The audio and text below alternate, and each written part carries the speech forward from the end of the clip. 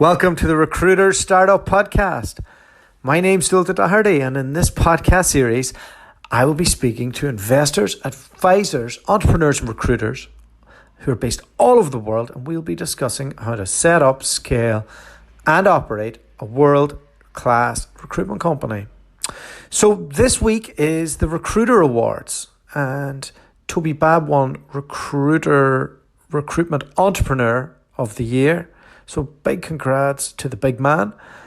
Big fan of him here on the Recruiter Startup Podcast. And a few other awards were won as well. 32, in fact. And there's a lot of skepticism about these awards. And, well, I don't really know a lot about it because I think I spent most of my career overseas. And now that we're back in the UK, I thought I'd dip my toe in it and ask somebody who knows all about it. So I've got Robert Woodford, who is a marketing specialist, and his company help recruitment firms with their marketing strategy and the implementation of said strategy. And Rob's a great guy, and we discussed everything marketing to do with agency recruitment. And he was actually a judge on the Recruiter Awards panel for Best Marketing Company, who was won by Darwin. I think he told me. And so I wanted to ask him about that, really. And, you know, a lot of people say, oh, people buy these awards. He's absolutely sure you don't. And he explained to me why. And, yeah, it was really interesting. I think I might have a wee crack at getting one next year. So, really interesting guest. And we talked for nearly an hour about all things marketing and some of the challenges he faces in getting agency owners to buy into the long-term vision of what you need to implement a marketing strategy, and that it's not just a quick win. But at the same time, you can prove that marketing works now, and it's not like it was 1,000 years ago. We also discussed whether the marketing function will take over quite a lot of the headcount of the recruitment shop floor, and where he sees the line between recruitment and marketing and how you should train your staff to be more marketing savvy. I'm still on the fence with who should do the marketing, if I'm honest. I know I do a lot of it, but when I hire, I'm probably going to do a lot of the marketing for the people, and I do that already. I kind of like people being focused on sourcing or sales and the business to feed them the marketing so their sales becomes a bit better. But, you know, my opinion may change and I'm just figuring it out. Rob's a real expert, so let's all listen to him. Over to Rob.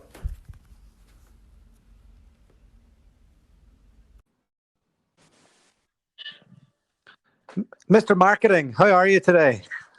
Yeah, good. How are you? Welcome to the Recruiter Startup Podcast, Robert Woodford. Thank you very much. Live and uncut. Indeed, yes. A bit worrying. Is it the Recruiter Awards this week, or did that happen last week? No, that happened last week. So that was on Thursday. So that, were you there? I was. Yes, I was a judge this year, so I just about recovered. So what did being a judge entail? So it's actually quite interesting because I'd always been a bit skeptical about them, to be honest, and thought, you know, if you were Goodman Masson, you were nailed on to win one type thing. And it was far from that. So you get given, I think it's about 6 different categories that you judge, because there's about 375 awards, I think, on the night. You get kind of a pack of everybody's submissions, and you get a sheet where you mark them out of 50. And then you go to the judging day, and then you're broken into sort of groups of about 5 or 6, and you discuss each of the entries, and you then whittle it down to a short list, and then who you think the winner is. And that's how it goes. And actually, there's little interference from the recruiter team at all. It's completely up to us as to how we judged it. There was criteria, but we could, judge it on however we wanted. So, some of us got annoyed when people got spelling mistakes in, others didn't, so it was a, based on loads of different criteria. So it was absolutely fascinating. How many awards were there? I think there were 32 in the end. Wow. 30. So yeah, it does get, by about 11:30 at night, you are flagging somewhat when you're at the actual award ceremony. I think I tweeted during the night, that we were now on to best packed lunch. Because, some of them do seem a little bit scraping the barrel, but I think, some of them. So, for example, we did our group did best in marketing team for a recruitment business, which was kind of right up my street. And that was amazing because you got to judge. There was, I think, there were 20 entries to that category. So yeah, there was some really who won it? That was won by Darwin Recruitment. Although I accidentally on the night tweeted out my congratulations to another company who hadn't won it. And I'd been on stage to present Darwin with the award and had been on the judging panel that gave Darwin the award. And I tweeted out to the wrong company. I don't know how I did it and why I did it, but somewhat embarrassing. What impressed you about Darwin Recruitment and marketing? I think there were a few things, actually. I think, first of all, the submission was well written. And so it was easy to read, and that helps, believe it or not. There are quite a few submissions. When you're going through sort of 20 in one category, if it's easy to read, it already puts you in the right frame of mind. But I think they really focused on kind of the value they're getting from their marketing. And I think we viewed it as, this wasn't just a 1-year project. I think it was a culmination of a couple of years that had come to fruition sort of this last 12 months. So they'd sort of invested time, they'd got buy-in across the business. They're making sure that they had the right analytics. They had analysts working on the team.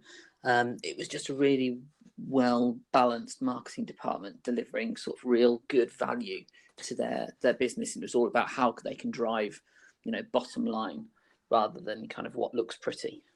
And are they using that to drive more clients to their business or to? Yes. So they're driving more client business and more candidates. So I can't remember the exact figure, but there's been a huge increase in terms of web conversion. In terms of placement, we're talking about a lot of money. I think, over £1 million generated through the website, through the work that they've done on this particular project. So, it just shows that if you get the right sort of department in place, you can start really generating a lot of money. And how many people are in their marketing department? It's quite big. And actually, this is one thing that we struggled with. There was 9 people in their marketing department. I might be wrong, but what we found was that it was a lot of large departments entering. And we actually wished there'd been a few more of the 1- and 2-man departments. There were a couple, I think. One that stood out that was a 2-man department was Meet Recruitment. I think they had 2 people. They only have 2 people?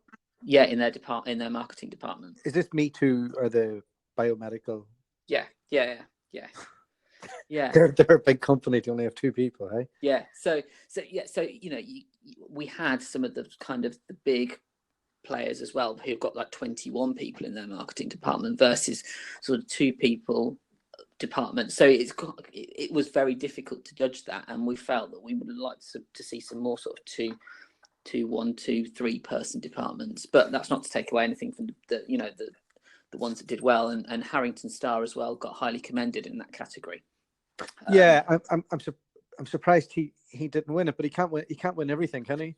No, I mean he loves an award, Toby. Yeah. I mean, it's almost like he gets an award for being Toby, doesn't he? But no, I mean, again, right, they're really good submission. I think where Darwin just pipped them, and to be honest with you, it was close, and that's probably our biggest deliberation. It was, I think they were further down the journey.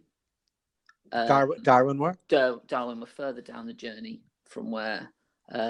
Less focused on Toby's personal brand as well.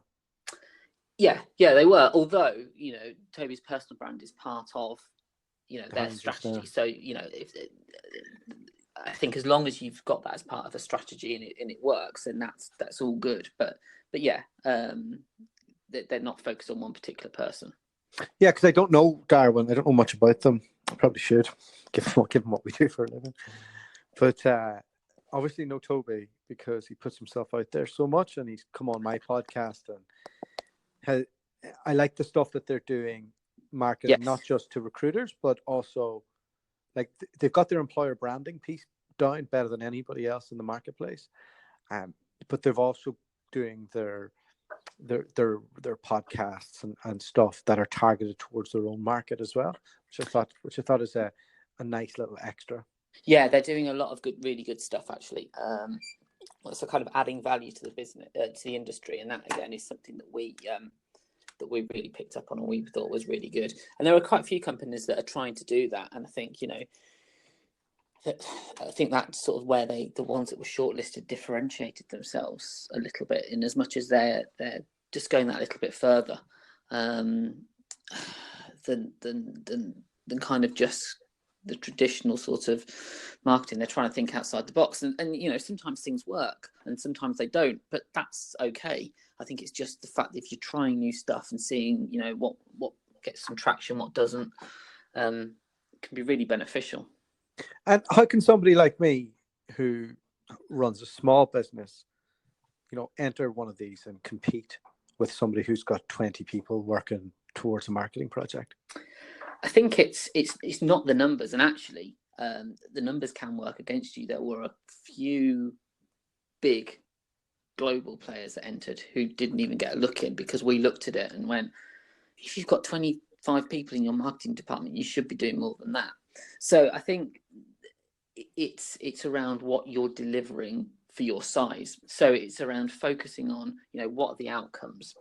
There's a lot of people sent in like pretty pictures. Well, that's not what we're looking for, because that's all subjective. Actually, what is the marketing doing to drive value for your business? What are you doing that's different for your industry or different for your market, or maybe pushing the boundaries a little bit, and those boundaries are different depending on your size. And I think as judges, we looked at kind of that. If you're working in a smaller business and there's only one of you in your marketing department, then what you're doing can be just as good as what somebody else is doing if there's 6 or 7. It can, but as when it comes to budget and how much you can put towards driving paid traffic, the ROI on that is just so much more than if a one-man band is just trying to be creative. Yeah, of course. And I think you're always going to struggle, but I think you look at there's so many different metrics you look at. I don't think you just pin one thing. So in terms of a smaller business, how is marketing embedded across the business? So is marketing just a silo that sits there and does what they want, or are they actually properly embedded into the business? Does the owner of the business really buy into marketing? Do they support it? Is it supported at director level? All those things are really important, because it shows that marketing's being taken seriously, rather than, as I say, this marketing department that goes off and does what it wants. So I put out a clip of one of our events that we hosted in Brighton, where Roy Ripper was talking about his viewpoint, which is quite traditional, in that he was saying that recruitment is a sales job, and he went on and on about that, and it is sales and all the rest. So I put it out there at the weekend, and it's got a bit of traction, should we say? And a lot of people are hitting it hard.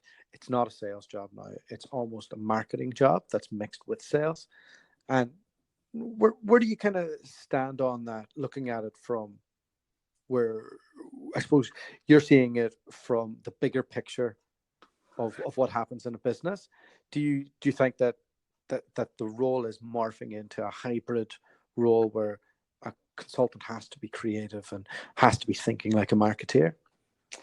Yeah, I definitely think marketers need to be thinking, in some cases, need to be thinking more like salespeople as well. So I don't think it's all just one-way traffic. I think it's both ways. I think but definitely the salespeople need to be thinking more like marketeers. And an example is when I first started my career, 15 years ago, we went to uni around the same time, I think. Yeah, so you must have went to uni when you were 12 as well then. uh, so yeah, That's what people thought. yeah.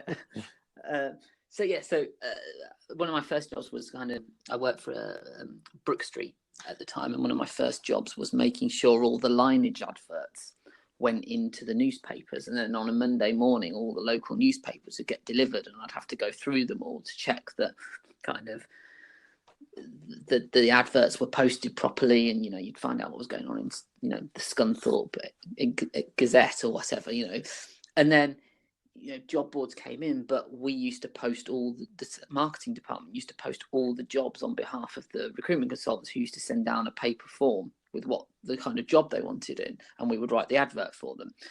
So we kind of did all that advertising for them. A single business that would run like that. The thought of a recruitment consultant not posting jobs to a job board now is unheard of. And so it's become part of the recruiter's job to do these kind of things. And we're headed that way now with social media. So at the moment, in quite a lot of businesses still, social media is solely run by the marketing department. Blogging's solely done by the marketing department. I genuinely believe in, a few years' time, it will be inconceivable that recruitment consultants aren't using social media more, aren't blogging more regularly, etc. So I think that change has come. I think one of the biggest challenges I have in terms of being a marketer, certainly when I was working in-house, but also kind of working with our clients now, is that the requirements a business owner or an MD has when they recruit recruitment consultants hasn't really changed, and therefore what you often get is you don't get people testing sort of the recruitment consultant's ability to do some of these things, and that's where it falls down, because you've got a lot of recruitment consultants who, through no fault of their own, aren't capable of writing decent job advert copy, aren't capable of writing blog articles, aren't interested in doing those things. And so whilst you've got the morphing of the role, there's almost this kind of push and pull effect going on, and that's a huge challenge.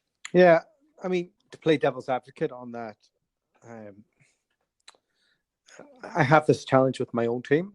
Two of my team, they just don't like being creative. They don't enjoy it, and they just don't want to do it. And my own lovely wife and business partner, same thing, doesn't want to do it. Wants to focus on the things she's good at. So it's meant that I've got a marketing consultant twice a week to help us out with just tweaking the output of everything. I think there's a fine line in, should the recruiter be trying to turn their profile into a marketing machine, or should the business do it for them and feed them leads so then they can go and do what they do best and speaking to candidates and clients? Yeah, and I would agree with you, but it's not a one or the other. I think it should be a both. And I think, you look at, so what I often do is I sit down with consultants who say, I can't write. I say, well, you don't have to write, but actually, you're supposed to be the expert. So I don't know, for example, if we're working with a client who's doing DevOps, you're supposed to be the DevOps recruitment consultant expert. You're speaking to DevOps professionals day in, day out. What nuggets of information can you get from them?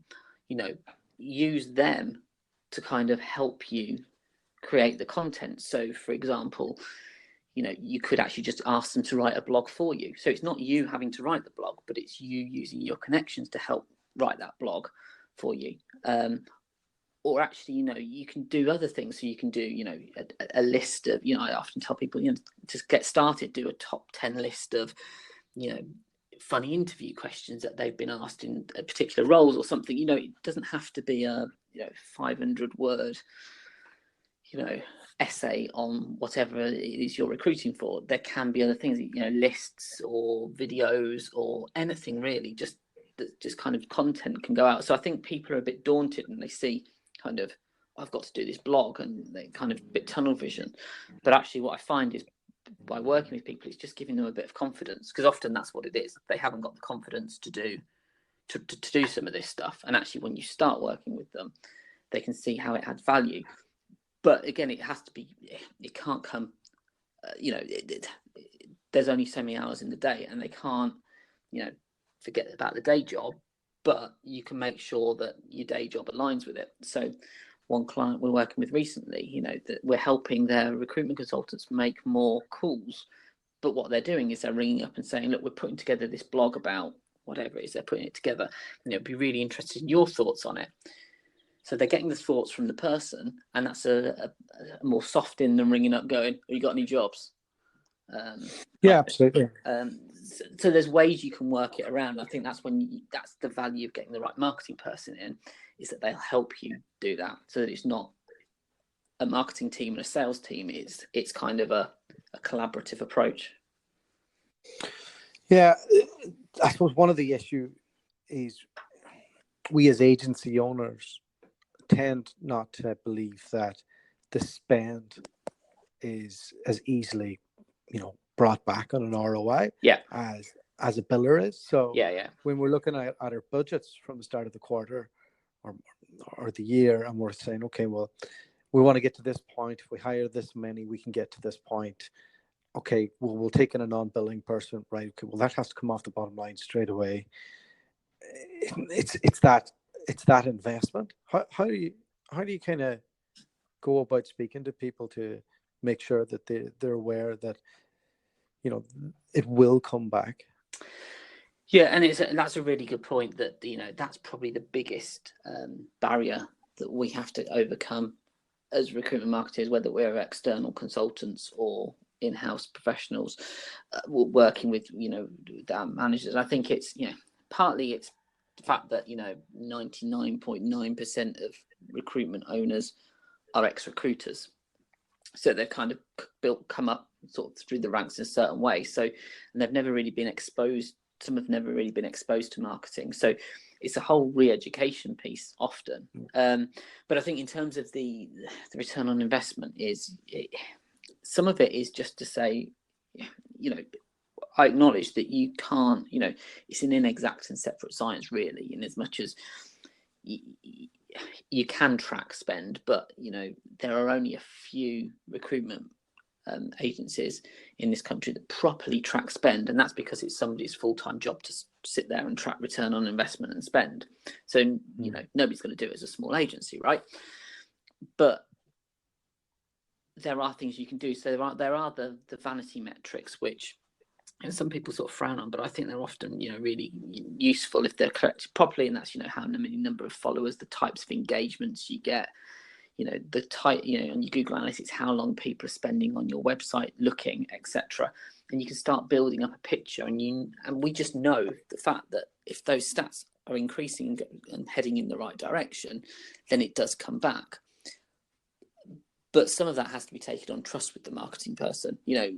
I know it happens. I've seen it happen loads of times, and you can sort of celebrate some quick wins and some kind of some very I guess if you're working with a recruitment consultant and they have a win, then it's great, because that's something you get shared across the business. But I think it's that kind of putting a number on it exactly for an owner is very difficult. One of the things that I did with a client we started with working with recently was, they told me they collected their ROI and it was amazing, and I kind of went into their bullhorn, and I worked out that their best performing job board was accountancy age jobs. And they said, well, it can't be because we've not advertised there for 3 years. But the problem was that it was at the top of the source codes. So recruitment consultants were clicking on A, and it was the first one that came down on the drop down. They're clicking accountancy age jobs, and so all the return on investment was getting collected that way. So even when you try and put things in to help alleviate that and overcome that, you're still getting human error. So ultimately, there are things we can put in place that track things. We can put, bits of code in, and we can do certain things, and we can track it to a point. But there's also going to be an element where we'll never really know the true value, and there's a lot of attribution modeling going on at the moment. So typically, historically, a recruitment company will attach 100% of the revenue to the final action. So typically, if somebody comes through a job board, I don't know, they come through Total Jobs, and it's a £5,000 fee, then you'll say Total Jobs has given us £5,000. But actually, what you might find is that candidate has been on Twitter several times, has seen your LinkedIn posts, read a few blogs, all done that before he's even applied to your Total Jobs advert. So actually the value that the social media brings might be 5 or 10% of that placement. And so before you know it, you suddenly start then attributing the revenue from each placement to those sort of means. You suddenly realize that it is giving you a return. But, you need somebody who's going to be able to work that out for you and kind of look at it from an analytical point of view, first of all. And I think, that's where getting the right marketing person is essential, because often people think marketeers are, waltzing with their colouring pencil, and, that's far from what a good marketing person should be doing. Yeah. A friend of mine does that. He makes tons of money. Yeah, maybe I'm doing it. Maybe I'm in the wrong job then, because maybe I'll start doing that then. But I think that's more branding, guys, isn't it? Like, They can. And I think there's a place for that, obviously, but I think it has to be based in really good analytics, so you know what you're doing, you know where you're going.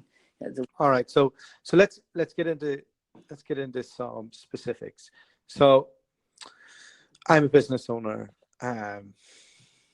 Where do I start? How do I get my marketing right? Like, what's the first thing that, what's the first thing that you would advise somebody to do if you were to, you must have a step-by-step process. Can you walk us through what that looks like? Yeah. So I guess the first thing that I do is obviously understand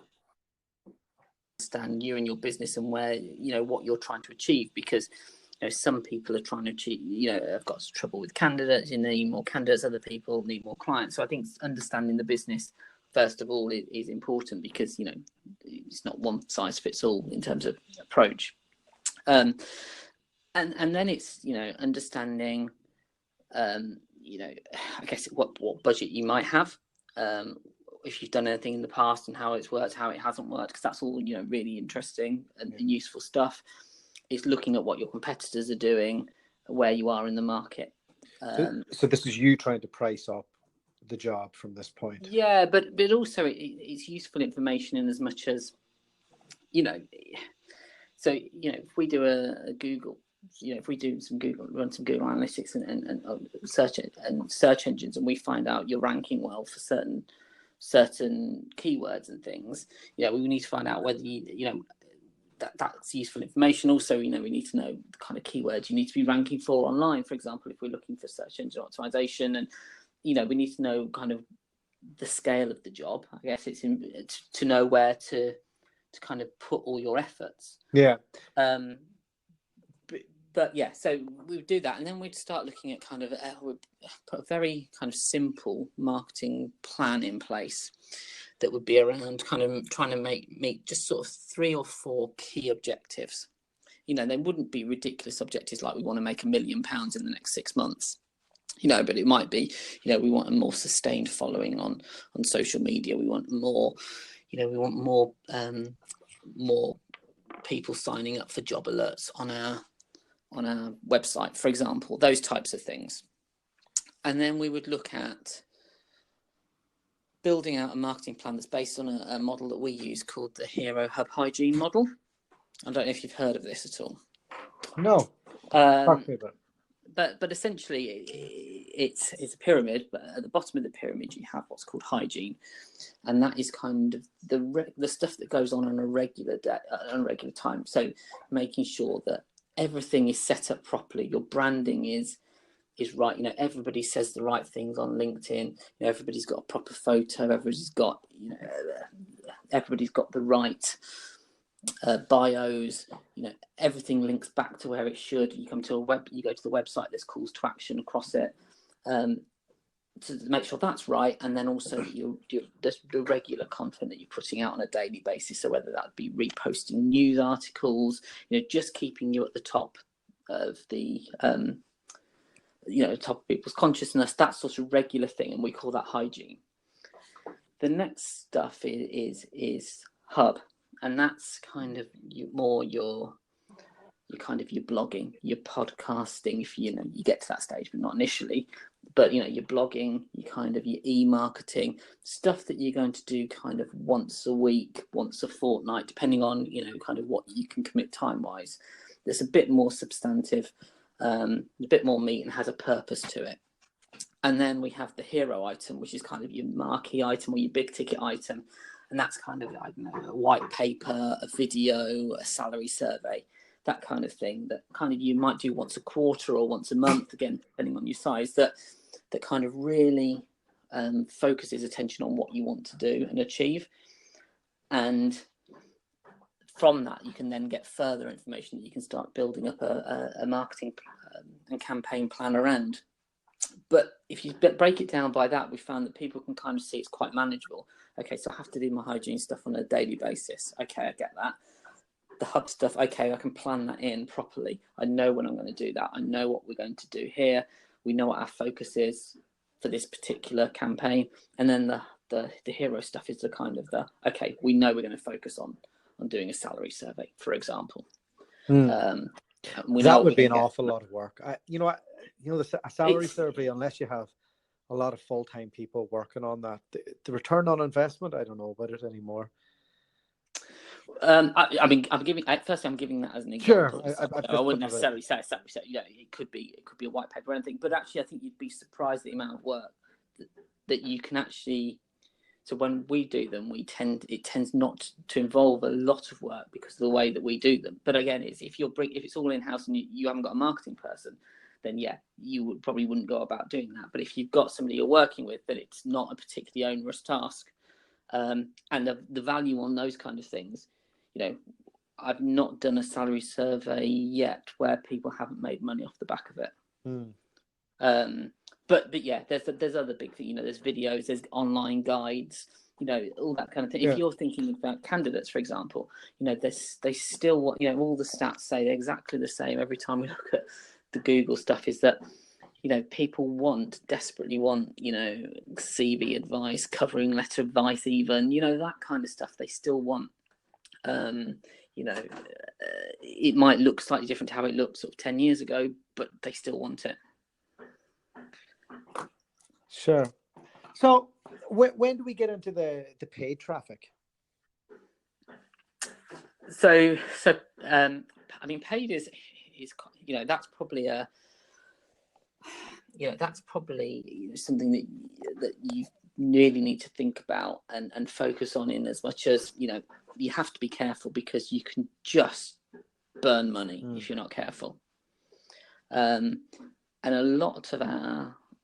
for a lot of our smaller clients, sort of paid traffic on Google isn't an economic reality for them, because if you're charging, being charged £5 a key, a word, a click, it's just not something that a small agency can do. So I think it needs to be whether it's right for your industry. So there are some industries where you can absolutely do it. There are some where it's a lot more tricky. So for example, in IT and accountancy, for example, it's really competitive, whereas some of the other sectors we work, it's not as competitive. So I think it's understanding, firstly, is it the right avenue for you to go down? But then if it is, it's making sure that you're tracking it properly. But what we also look at maybe doing things like retargeting. So that's, if you go, I don't know if you've ever looked for DFS do it, for example. So if you've ever looked for a sofa on the DFS website, and then you go to the Guardian or the Times or some other major newspaper website, you'll see an advert pop up in the corner for DFS because they have you track the cookies tracking you, right? Yeah. So that's the kind of thing, and that works particularly well. So that's called retargeting, and that works well. Also, you can do that through social media. So, for example, Facebook have something called a Facebook Pixels, where you can add a pixel in. So when somebody's visited your website, they can, when they're on Facebook later on that evening or whenever, they can see one of your adverts.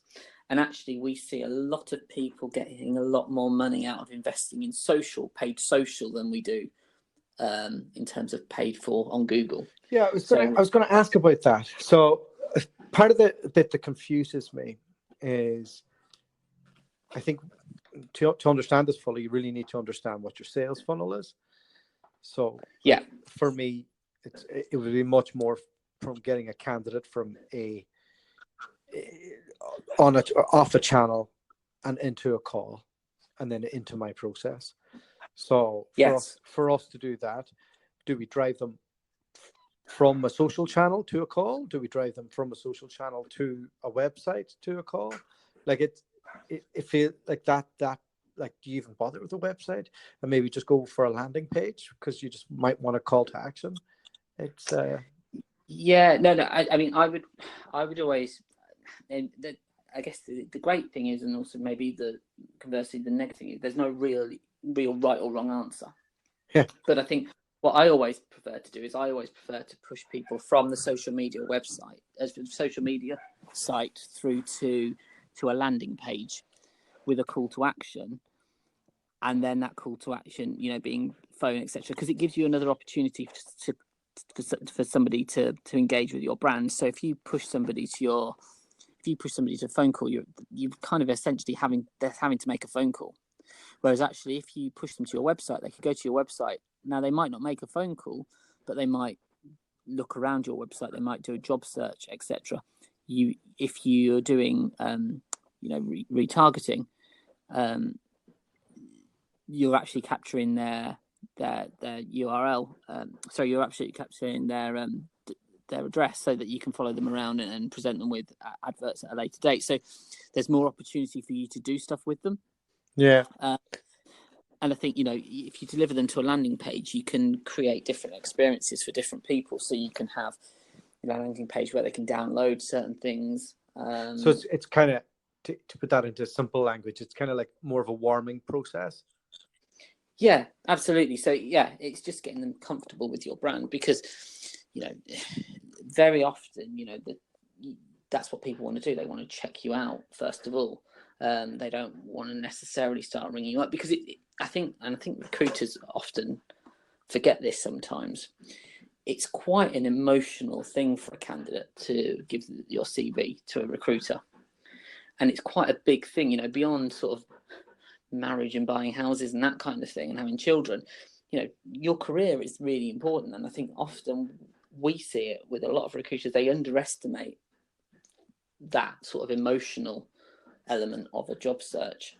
So I think, it's about kind of easing a candidate into the process, and not being too kind of over salesy. Some candidates don't want to feel like they're being sold to.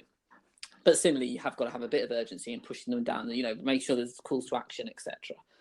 But just not overdoing it.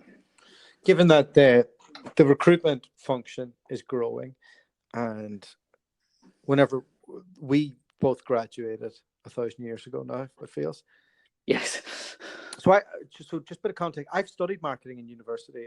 I did a postgrad in it, and it was early 2000s. Learned absolutely nothing, because at the time, like, it was just designed for big businesses, and there was a lot of strategic stuff that, I don't know. It was just like, it's completely not relevant to the way the world is now.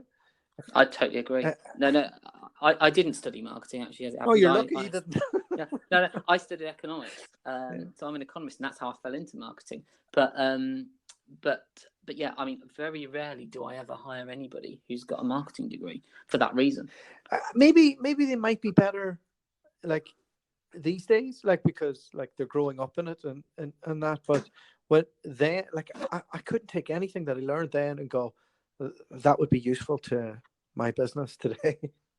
No. I mean, I think, it's interesting. Because I've marketed in, mostly my marketing's been in SMEs, startups, that kind of thing. Although I did start off my career in some of the big boys, so I've done Manpower and Randstad, and how they market is very different to how an SME would market.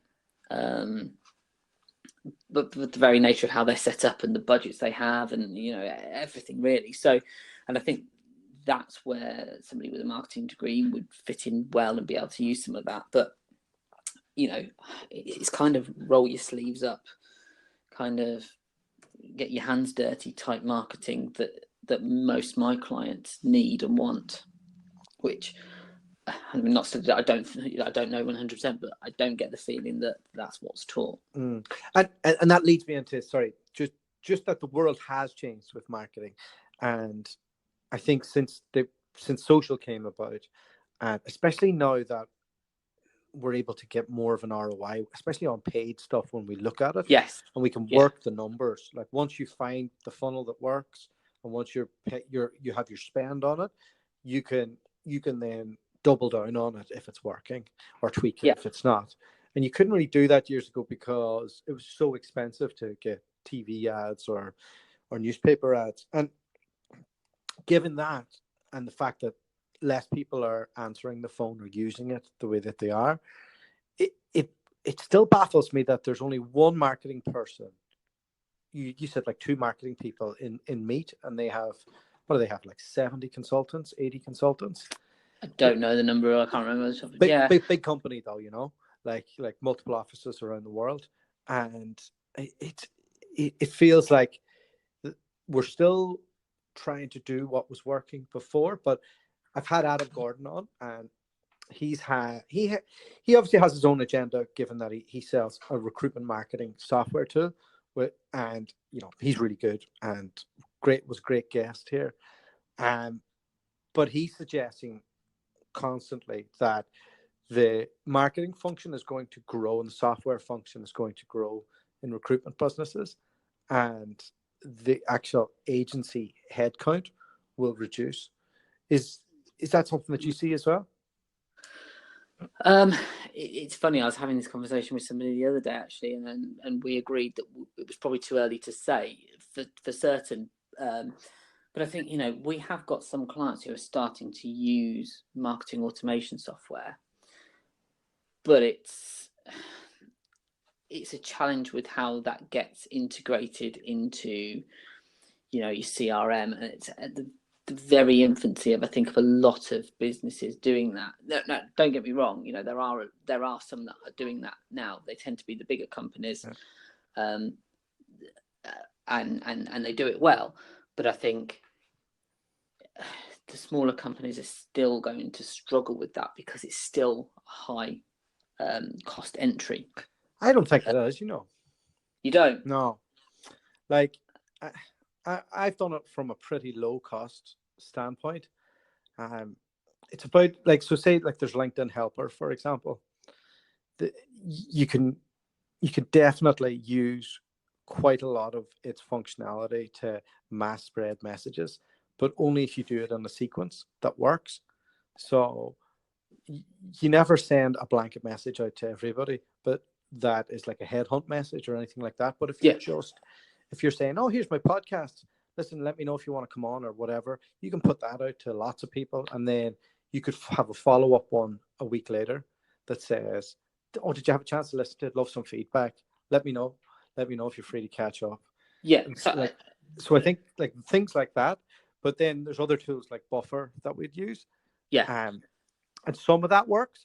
So the problem with Buffer is some of it, if you compare the analytics of your post that goes on LinkedIn natively to if it goes through Buffer, it's always less. So if there's a video, for example, I'll always want it to come on natively. But then I would get my virtual assistants to do that, to log in, make that happen. And that's all part of kind of I suppose it's our repurposing strategy of our content. Yeah. if that makes sense. Yeah, no, absolutely. And I think what you've described, it works really well. And I think, what I'd probably say is that you're towards the end of the spectrum of owners out there who get and understand this type of stuff. But for a lot of businesses, they don't understand this kind of stuff in that greater detail. So, there's always there's reticence to kind of use it. And I think, what we see is it can work for a very small business where it's kind of been led by somebody, and it can be used very well at a big business, but it's kind of almost the size that falls in between either of those that we really see that they struggle to pick that up and work with that. Yeah, I agree with what you're on about. So I was at the Recruitment Network, had a few speakers in the other week, and I was up at that, and they had Hung Lee speaking, and everybody in the audience didn't have a clue what he was on about. I was sitting around the table, and I said, "Have any of you done this?" No. Are you gonna? Oh, I don't know. It's like they're terrified to change. Yeah, it is, and I think it's because it's the unknown. And I think this comes back to and I think some of them have marketing functions, but the way they've brought those marketing functions on is they've not brought necessarily people on who understand marketing, or understand how it fits in this. They bring on quite junior admin-y type people to do kind of the reactive marketing stuff without actually thinking about who's going to drive this newer stuff. And it's a full-time job to drive it. Yeah. And I think if you can focus on one or two people to do it, great. Or if you've got a department, who can do it and drive it for the business, great. But I think as you say, it's kind of almost kind of 5 to sort of 60 heads tends to be where people are really struggling to implement it. It's not to say they're not doing it, but it's a real challenge. I think where people go wrong is they focus on the blogging to start, and for me, to find good writers who can write in your voice, it's impossible. And it's real tough. So that's the area we've stayed away from, because it's just a time vampire. I'm not saying it doesn't work, but there's a handful of decent recruitment writers out there, and they're not cheap, No, I think it's interesting. I think it very much depends on the market you're in. Actually, we found that some of our clients, blogging works really well, and we can repurpose it and use it within e-shots and all that kind of. Other clients, as you say, blogging just doesn't work, or it works, but it somehow just doesn't get the traction internally. So and that's where we've got some clients who do podcasts instead, because they find that works better. It's really finding out what works well for your market, because it's different. Yeah, and like what Gary Vee would say, do a video, and get good at that, and then grab the audio out of that, put it on a podcast, grab the highlights out of that and repurpose it across all the channels, and then have somebody write a blog about the video. Yeah. And then that way you have it all. Yeah. So if we go back to kind of how we say the Hero Hub hygiene model, what we do is with the stuff that's like the hero stuff, and I've like he said, salary survey, so that people understood the type of stuff that we would do. So say if it was a salary survey, you do that, but then you can turn it in, you can get some insights from that. You can turn those into various blogs, so you can have one blog a week based on different insights. And then you can do an infographic off the back of it. You can do some snapshot pieces to go onto social media. And before you know, you've kind of got a couple of months worth of good quality material there that's just come from one piece of thing, and it actually isn't that time consuming then, if it's done properly. And then once you build up that sort of blueprint for how you do those types of things, it becomes a lot easier, and the more you do, the easier it becomes. But I think it's very difficult if you haven't got either internally or externally whose responsibility it is to do that in terms of being a marketer. For sure. So these hybrid roles of, well, they do the marketing, the IT, the HR. That it doesn't. That doesn't work. No, it doesn't work because the printer breaks down. That blog they're writing doesn't get put out because the printer's broken down. That type of thing. We're still not valuing the marketing function No. as we would the finance function, as No. we would. It doesn't have a seat at the table yet in the recruitment industry. No, it's a real bugbear of mine. I bet it is. No, it's interesting. We work with our accountants, Azuki Accounts, and they work solely for the recruitment industry. Conversation I often have with Poonam, who leads that, who's really interested. But value a recruitment owner puts on finance function, it's just so much higher. And if I go into a client and they tell me all this stuff they want to do, we want to do blogs, we want to do weekly blogs, we want to do social media every day, we want to do a podcast, we want to do some video, etc., etc., etc. Most of them are thinking sort of £500 a month type thing. And when you actually tell them, well, actually to get that level of quality content out, it's going to cost you more than that. It's almost like, oh, well, we don't want to spend that much. And well, you wanted to do it, and there was a reason you wanted to do it, and the reasons were valid, but now you don't want to put them in. So because they don't believe it works. They're not educated towards it because they still think that the same money could be spent on a young person leaving a call center, joining them, and then hitting the phones. So, no, you're right, and I think, and that's a sort of a challenge that we have to try and re-educate them. But it's very difficult. But it does take somebody to go, do you know what?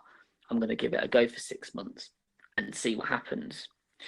That's the other thing as well, setting expectations as to how long these things take, because I don't have it now because I'm very clear about how I set expectations. But when I first started off, we'd do a blog and somebody would say, phone's not rung yet. So, well, if that happened, believe me, I wouldn't be living where I live. If I could write one blog and the phones would ring non-stop. So people have got to realise that things take time and it's in a bit of an investment. But that's the biggest. I think that's the biggest challenge that we face. Okay, so we've 12 months till the next Recruiter Awards. What do I have to do to win an award? How can we strategically go? Okay, from this point to the end point, what are the things that I can do to win an award? And being a small business owner, what could I go for? Okay, so I think you need to show that you've embedded marketing within your business, so that it's actually it's at the core of what it is you do. It drives drives sales. I think then it's around making sure that you can demonstrate clearly in an unambiguous way kind of the value that marketing has given you. So you say you weekly podcast, and because of that X has happened, and because of that this has happened, and therefore you've been able to make X number of placements off the back of it type thing. And then I think it's showing that you're prepared to look into doing things differently. So I don't want to slag off any of the entries this year, but one of them was go on. one of them, they sent, one of their marketing campaigns was they sent cakes out to all their clients. And that was an example of a marketing campaign that they put forward to us as judges. And it was a bit like, that's not a marketing campaign as much as probably very careful here. But didn't really work, is what I'll diplomatically say. It wasn't what you'd expect. So making sure that you demonstrate that anybody can make money at recruitment, can't they? I'm saying nothing else. No, I'm saying nothing else. I'll be in trouble. I'll have DD Dope shaking after me with a kitchen knife. But yeah, so it's showing that you're prepared to try things that might be a little bit different, or that you've done things. So the fact that you do a podcast, for example, believe it or not, is quite an innovative type thing in terms of some of the things we were seeing. And the fact that you're doing that on a regular basis and you're giving stuff to the industry that, we all know why you're doing it. Let's be honest, because it's not because I want to be Joe Rogan. Yeah, exactly. No other reason. yeah. But it gives something to the industry which is a little bit different, and it's just showing you in a good light. And I think the fact that you're doing these types of things is actually really impressive, and I think it's worth pointing that out and saying that. So I think they're definitely getting you to write my pitch. Well, I mean, we write quite a few actually, and I bet you do. And it's made me realise just how not to write some of them that we've seen, because some of them were dreadful. And what I would say is, and I've actually written a blog about this just after I had done the judging. The biggest thing I'd say is spend time on your application, because you could tell the ones where they'd gone, this is due in this afternoon. Who can we get to do it? That admin over there's got nothing to do. Can you do our application, please? You could tell the people that had done that, because there were some companies that you were reading it and you were like, right, you've just described what recruitment is. You don't win an award for that. Or, or you knew how good a company was, but you just couldn't give them kudos for that because they hadn't told you it. So actually a lot of it is filling, a lot of it, believe it or not, is filling out the application form properly for an award. Writing, please see previous box when you're given 500 words to write something. And who do I send the check to? Yeah. It's So I have to be a member of something though, right? You don't have to be a member of anything to win an award. No. I mean, for a recruiter award, you just have to pay the entry fee, which I think is £110. I might be wrong, but I think it's in that region.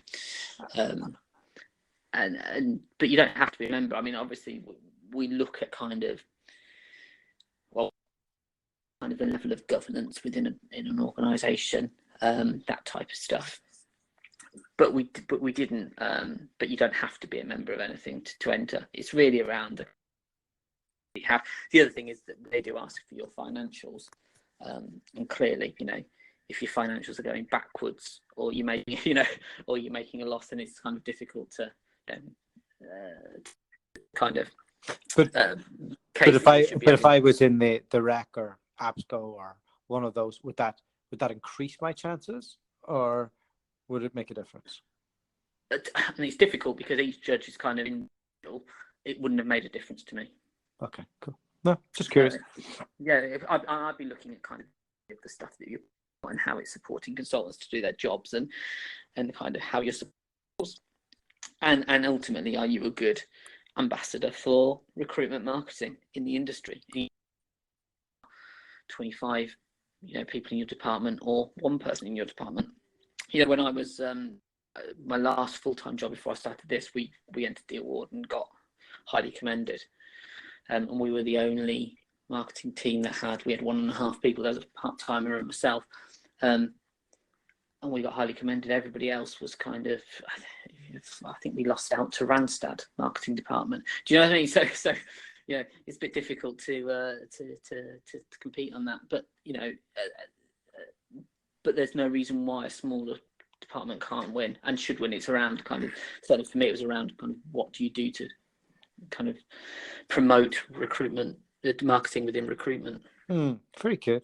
Okay, Rob. Well, that's it. We've kind of gone full circle on that. So thanks so much. Where can everybody find you? So they can find me on Twitter, Marketing for Rex, or they can find me on LinkedIn. Just look at Robert Woodford, or Google The Marketing Junction. All right. Thanks so much. We'll catch up soon. No, appreciate it. Thanks very much. Cheers. Thank you. The podcast you just heard was made using Anchor. Ever thought about making your own podcast? Anchor makes it really easy for anyone to get started. It's a one-stop shop for recording, hosting, and distributing podcasts. Best of all, it's 100% free. Sign up now at anchor.fm/new. That's anchor.fm/new to get started.